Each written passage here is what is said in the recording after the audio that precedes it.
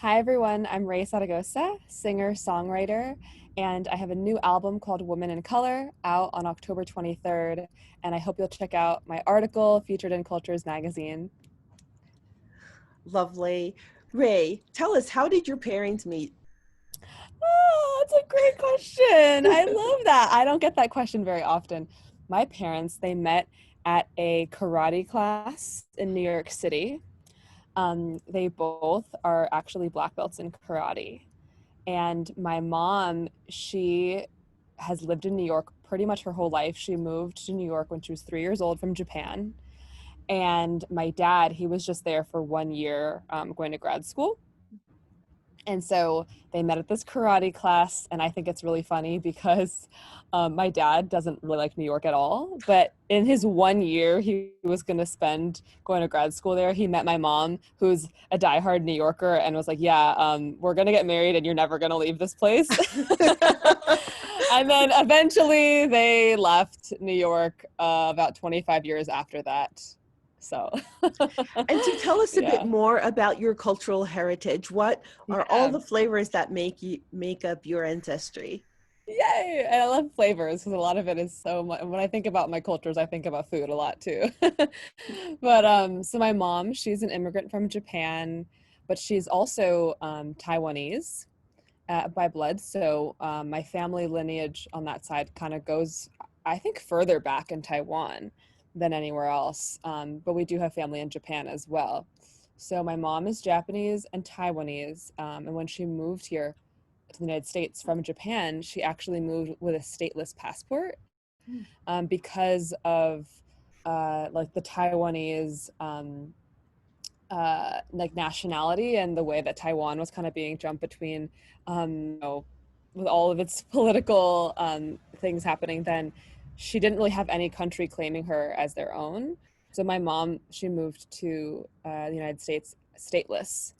And that has always really fascinated me because my mom has just like me has felt this identity crisis of who is she, because she's stateless, at least as that's what she was when she was a child. And my father, he's born and raised in California.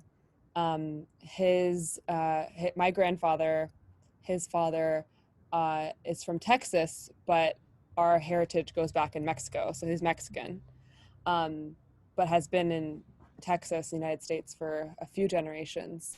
And then my grandmother is Akime Otham, so she's a Pima Indian, and yeah, so we've got the Akime Otham Native American, we've got Mexican American, and Japanese and Taiwanese, and I'm a through and through New Yorker, so we got all that going on. I am as well. Yes. How did you come to reconcile your identity as an adult cross-cultural kid? Oh, I don't know if I have gotten there yet. I think I'm in the process, and uh, it's a journey that I both enjoy, and also it can be extremely emotionally taxing and emotionally exhausting. And um, I guess I've come so far in terms of like reconciling my identity and my racial identity, but I think I have a long way to go. And I think I do have so many insecurities surrounded by this feeling that I'm not Japanese enough, Taiwanese enough, Mexican enough, Native enough to claim them. And every time I meet someone who's Japanese and I'm like, I'm Japanese too, a part of me, I have this like pit in my stomach, like nauseous feeling, like I'm lying or Yeah, something. yes. And I'm like, I'm not lying. Like my mom was born in Japan, but why do I feel like I'm lying? And a lot of times, no matter who, like if I meet someone who's Mexican American or Mexican, and I'm like, oh, I'm Mexican too, and I don't speak Spanish, and that's a huge insecurity, and I'm working hard at my Spanish. Okay. But I always have that same pit in my stomach of like, oh my gosh, like I'm a fraud. I'm not really allowed to be Mexican. I'm not allowed to be Native American. And so um, one time I heard my friend say this, someone who's also of indigenous descent, and she told me, she's like, I'm not 1/4 Native American. I am and 1/4 Mexican and half Italian. She's like, I'm 100% Italian. I'm 100% Mexican, and I'm 100% Native American. Wow. And that really resonated with me because I feel like as a cross-cultural person, we feel like we're cut up into quarters. It's like this limb is Mexican and this limb is Native American, and my one leg is Japanese, one leg is Taiwanese, and I can never fully exist in any space whole because I'm always cut up. And so when she said that, it reminded me that I'm whole and that my identity lies in who I am. It lies in Raye. It lies in this whole, full human being. And no matter what community I belong to, I first and foremost belong to myself. And that way of thinking has really set me free. And also that no one can tell me who I am. No one can be a gatekeeper for exploring my heritage or owning my heritage or being proud of my heritage. There is no gatekeeper for that. Only I am the gatekeeper of who I am. But it's still a process, and every day is different. But those thoughts have really helped me. Very wise and insightful. Uh, you've been called an activist. Is Mm-hmm. that a title that you embrace? That's a good question. Sometimes I think is the answer. I had a conversation about this very thing with Connie Lim. Her moniker is Milk. She's an artist.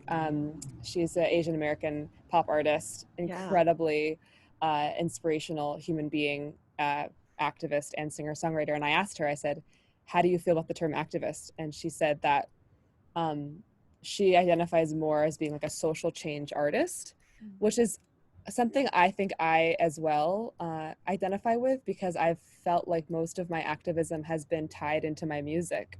And although I do participate in activism outside of my music, a lot of times when I'm showing up at rallies or when I'm showing up at community gatherings or planning events or actions or anything, like I always have a guitar in my hands. Mm-hmm. So, although like absolutely I feel like an activist, sometimes I'm like, does it count because I have a guitar in my hands? Like it's also a social change artist. So I guess to answer your question, I would say maybe. Because also when I think of activists, I think of all the inspirational people I know on the front lines who are really putting in the organizational work. And I think they are the activists. And I just want to be of service to those front lines activists. So I think that I'm in a parallel adjacent category to activist and as a social change artist. Was the Dakota pipeline the moment that compelled you to do something for the indigenous community? Mm-hmm. And was it your inspiration for writing In the River? Yeah. So, being a indigenous girl my whole life, it was something that was a part of me and something that like we would go to the American Indian Community House on the weekends and we'd participate in community events, but I didn't really truly know what it meant um, to be an indigenous woman growing up in New York City, in a big city. um, and especially because of you know my ancestral lineage on that side of my family. My grandma Via was adopted out of her community and rarely talked about her indigenous and her Akime Otham roots, because it was a source of trauma for her of being adopted out of her community, a source of fear. And so I felt very much removed from it for most of my life. And when Standing Rock happened, something, I was like 22, 23 years old at that time, something shifted in me. I realized that I was sick of just like skipping over the things that I was sick of, like pushing injustice to the side that had affected me my whole life. I was sick of just hearing people say like insensitive, racist things about my cultures and just turning a blind eye because I didn't want to ruffle anyone's feathers, or I just wanted to be Sure. the really I wanted to be the easygoing girl. I wanted to be someone who never made anyone angry. I wanted to be like a good girl. And so I would always, when people would say things about whether it be Indigenous rights or racism or anything that affects me as a woman of color, I would just, almost cry in private. And then Standing Rock happened, and I realized I'm not going to cry in private anymore. I'm not going to pretend that I'm okay with the injustice happening around the world. I'm not going to be silent for my Indigenous brothers and sisters up in North Dakota who are on the front lines of this protest, of this protect. I am going to do something about it. I'm going to grow up. I'm 22 years old. I don't know what I could possibly do to help, but I'm going to figure out a way to participate in the Indigenous community that I had been a part of my whole life, but now I want to be a part of it in a much bigger way, in an active way. And so that day, I kind of just had a very emotional breakdown about what was happening, and I wrote in the river that day. And I feel like that was the day I just I grew up, or that was the day that I really understood what it meant to be a woman of color. I really understood what it meant to be an Indigenous person. Um, and then I wrote in the river, and from there, me and my brother, we made a video uh, with the song, just with facts about what was happening at Standing Rock. And my brother was 18 at the time. We just made a video on iMovie, uploaded it to Facebook, and overnight it went almost kind of viral. And I realized, oh my gosh, I actually do have more of a platform, and I have more of power than I thought I did. And even just with one song, I can really make some impact. And that's what inspired me to go to Standing Rock. And that kind of started me on this whole journey of both self-discovery, but also of discovery of the world around me. And I felt like that both of these journeys of discovering who I am and the discovering my place in the world and discovering the injustices in the world and discovering what I want to do about them has been this parallel journey. So both going out and going in at the same time. And yeah, that's the very long-winded answer to your question. That's a lovely answer to the question. So what was the significance of Fight for You on your debut album, where Pace Magazine and Billboard raved about it?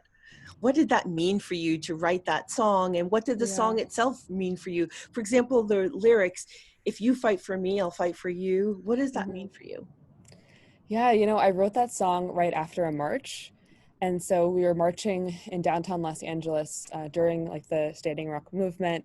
And I was in the front with a bunch of friends of mine, and we were holding a sign that said Indigenous Women Rise. And I just looked from side to side at each of the women sitting next to me and just started crying. And I think that was one of the first times I really felt a part of a community. Mm. Um, something that we had talked about, I just was searching for so long and always feeling like an outsider. And I just, for that moment in this movement and fighting for Indigenous rights, I felt a part of a community. I felt a sisterhood. And it just popped into my head. I was looking from side to side at these women, and I was like, if you fight for me, I'll fight for you. Oh, that's beautiful. I love that about the way that you develop songs. They have such meaning. And I'll touch on that in a moment, but the lyric, they say folk music is for the elite. Mm-hmm. Well, then who's going to sing for me? Mm-hmm. When I read that, so first I heard it, then I read it, and then it touched me even more after reading the words, because it seemed like the undertones was something very personal for me, which is hearing from other people of color, you're not Black enough. So I wondered if that was what was rising up for you when you were writing this song. Yeah, I think that line has so many meanings to me, because it really is a metaphor, and it is quite literal as well. I think what happened is I was getting really frustrated and feeling like I want everyone to experience my music, no matter who they are. And I was playing these shows, opening for these bands, where like tickets were like $80, Mhm. and I was like, who can afford that? You know?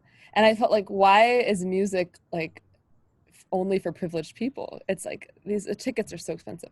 So that's where like the idea came from. But then it turned into so much more, and realizing that like, hold on, what was I gonna say?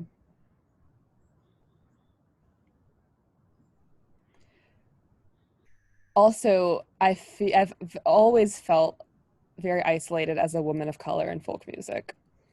And I've felt in a lot of spaces very tokenized, because I feel like people think I'm some kind of novelty because I'm like a woman of color writing folk songs, for one, and for two, that I have indigenous heritage.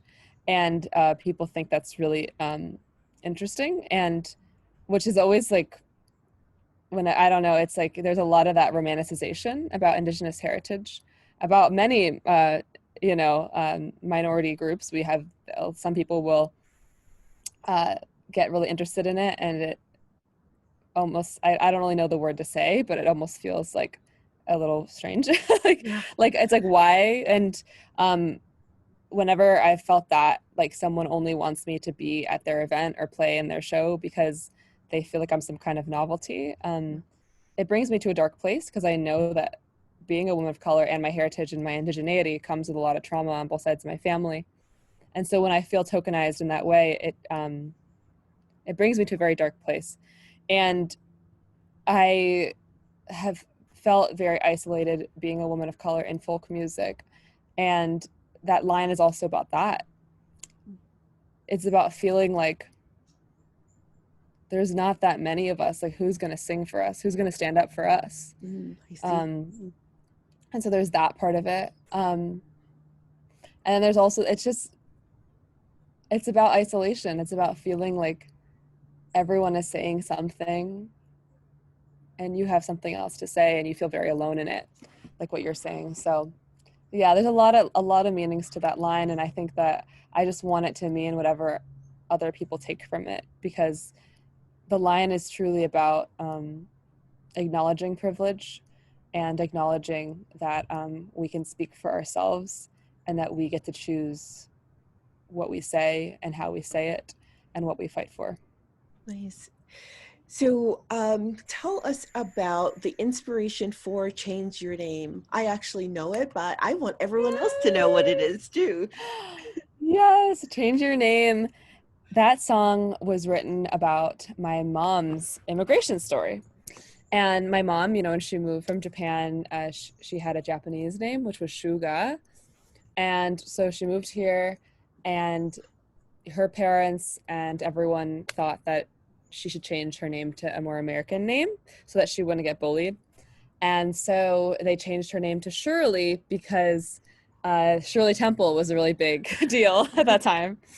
Um, and so, anyway, I've always felt like my mom's whole identity and her life has been so much like shaped by her name change and Mm. her moving to the United States as a stateless person. And I've always felt like my mom was also always trying to like reclaim her identity. Mm. And so I wanted to write her a song because I feel like I also have the same feelings. And so Change Your Name is literally this painting of my mom's story, of her journey. And the the moral of the story is that no matter what her name, like, she's always the same to me. She's always like her, like Shuga, Shirley, mom, like, and that like her Japanese name and her American name, like, she loves both of them. They're both a part of her. There is no good and bad. And before COVID happened, I was planning this video with people of all different backgrounds who changed their name Mm. um, because of wanting to fit in. And it'll get made eventually. It couldn't happen because of COVID, but I'm really excited because changing your name is not only, obviously, it's not only an Asian American thing. It's every single culture, um, people will feel pressured to change their names when they move into a new community or a new culture. Um, and so I think it's a really common theme amongst cross-cultural people. And so, yeah, let's change your name. Yeah. So what's next for Raye Zaragoza? Well, what's next for Raye Zaragoza? I want to get a dog. Do you know what kind? Is it going to be a certain breed or a rescue or? Oh, I mean, I definitely want to rescue a dog. I want to adopt, but I also want a small breed because I live in a small apartment. So I mean, I dog sit a Shih Tzu and I love him, and so maybe a Shih Oh. Tzu or a Maltipoo or any dog really. I'm so dog crazy. So that's what's next for Ray. But also, I have the new record coming out that I'm so excited about. I've been working for this for so long, for years, and it's very surreal. I feel really like hypersensitive and hyper anxious about it in both a good and bad way. Well, tell us Um, about Woman in yeah. Color. Yes. How long have you been working on it and what can we Yeah. expect from it? Sure. So the whole concept of woman in color came to me when I was meditating like 2 years ago. Wow. And I just thought of it and I thought of like think of a coloring book, and especially for cross-cultural people or minorities, a lot of us have had our stories told by other people, in textbooks or in novels or anything, like a lot of time, or in television. A lot of times like our stories are being told by writers that are not of our culture, or are being told by people who wrote textbooks, or all of this, like especially as an indigenous history is never even taught. There's so many.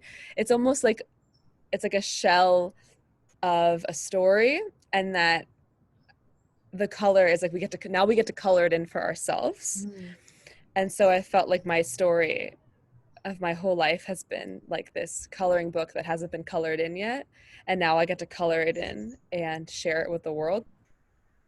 And also I thought about all the women of color in my life, my grandmas, my mom, Mother Earth, Mhm. the trees, the flowers, the ocean. Like these are all like feminine, colorful, beautiful entities that I want to share, um, in my songs. And so that's where it started. And so I thought, I'll write a bunch of songs about my heritage, about my grandmas, about the earth, about animals, about just the vibrant colors of feminine energy. Um, and about myself because I am also a woman in color. And so that's where the concept came. And then I started writing it, and I wrote over the course of a year. And then we recorded the record in May of 2019, over a year ago, with Tucker Martine, who was my dream producer to work with. Did, Absolute dream. did he influence your sound at all? I mean, he influenced my sound far before I even was Wow. going to work with him. He's produced The Decemberists and First Aid Kit and all of these folk heroes that I love. And I was driving down Venice Boulevard in Los Angeles, and this Blind Pilot song came on called "Don't Doubt." I started crying. I was like, ah! And I told myself in that moment, whoever produced this song will produce my music one day. Wow. That was like 3.5 years ago. And lo and behold, Tucker Martine produced this record. It was a dream come true. And yeah, so it's coming out soon, and I'm so excited about it. Um, I feel excited and also very scared and vulnerable because it is like a collection of songs that feel like my journal entries on display. Mm. Um, and also, in terms of cultural identity, it's something that no matter how much I talk about, no matter how much I come to terms with, I still feel that nervousness of being accepted from Being, anyone. that was my next question. Yeah, Yeah. from anyone, everyone, not only the indigenous community or the Asian American community or the Mexican community, but by like everyone, Americans in general, or people around the world. It's like, where does this fear inside of me come from, where I'm so afraid of not being accepted? And with every song I release, I have that little tinge of fear of like, like I'm not enough. I'm fearful that I'm not going to be accepted for who I am. And then I always like remind myself like, no, Raye, you're whole, you're you. Um, but I think that constantly facing that feeling and over reminding it that it's okay is how the growth happens. Um, but I talk about that, and I try to talk about it as openly as possible and as frequently as possible, because I feel like it is one of the worst feelings inside of me that I feel and have felt my whole life. And I know that other people out there have the same feeling, and I want them to know that they're not alone. I read somewhere that in your younger years, your concept of what is beautiful was that you had to be white to be Mm-hmm. considered beautiful. Can you unpack that a little bit for us? What were Yes. you thinking then, and how do you feel about that now? Yes. So when I was younger, I generally, even in New York City and in California, I grew up in predominantly white communities, and I watched a lot of television, a lot of TV. And at the time, and still we're not where I think we should be, but there was a very small amount of diversity in the television programs I was watching, whether it be Disney Channel or ABC or whatever. Whatever was on TV that I was watching was very much mostly white people, especially in the romantic leads. Mm. Um, and I was like always, since I was a kid, this like helpless romantic. And I just like wanted to fall in love, like 5 years old, like until I just wanted to be like, I just wanted to meet my Prince Charming. I've always been a little bit of like a head in the clouds kind of person. And so whenever I turned on the TV or watched movies, the romantic leads were always white women. And I felt that if I was going to find my Prince Charming, I had to be white, because that's what I saw on TV. And that's generally what I saw in school. And all the girls that got in my communities, the girls that like got voted like the prettiest or the this or the that, were always the white girls. So I thought that to be pretty, I had to be white. And I would look at myself in the mirror every day and cry. Like I literally just like stare at myself and I'm like, what's wrong with you? And it's funny because when you're younger, I didn't tie it to race. I didn't understand that it was like, I look this way because I'm from all of these really vibrant cultures. I didn't see that. I was just like, why do I look different? I was confused. Mm. I couldn't put a name to, I couldn't really put an association to it at that young of a age. And I didn't feel empowered by the way I looked. I just felt like there was something wrong. So in high school, I would put lemon juice on my skin. I would wear blue contacts. I would dye my hair lighter. And even then, I didn't really know what I was doing. I just thought that that's how you became prettier. Mm. But it's like, oh, I was actually trying to like make my features lighter. And talking about it today is almost embarrassing, but I think that it's so important to share, because after I did share it, so many women that follow me and my music and have followed me for years Mm. were like, oh my gosh, like I did the same thing. Wow. And I was like, whoa, okay, I'm not alone. um, but anyway, and now the way I feel about it is that everything that I maybe hated most as a kid is what I love most. And I want to like embrace like every bit of myself. That's wonderful. Um, and so it's been a journey, but now it's like I wouldn't trade any anything. I wouldn't trade that journey for anything. I wouldn't trade the way I look for anything. And Creator made me the way I am for a reason. And I just now want to use my story to empower other young girls, because I would love to avoid other young girls ever feeling that insecurity. Of course, there will always be insecurity, but if I can, by sharing my story, make it a little easier on them, I think that would be the goal. That's lovely, Raye. Where can we buy your new LP? You can buy my new record on October 23rd and later on my website. It's rayezaragoza.com, RAYEZARAGOZA.com. And on iTunes and pretty much anywhere you get music, you can find it. I look forward to seeing you again live in concert. But in the Yes. meantime, I will be listening on my headphones and Yes. and just enjoying your spirit and enjoying your music and watching your journey. Thank you so much. This was so lovely. I so appreciate it. Absolutely.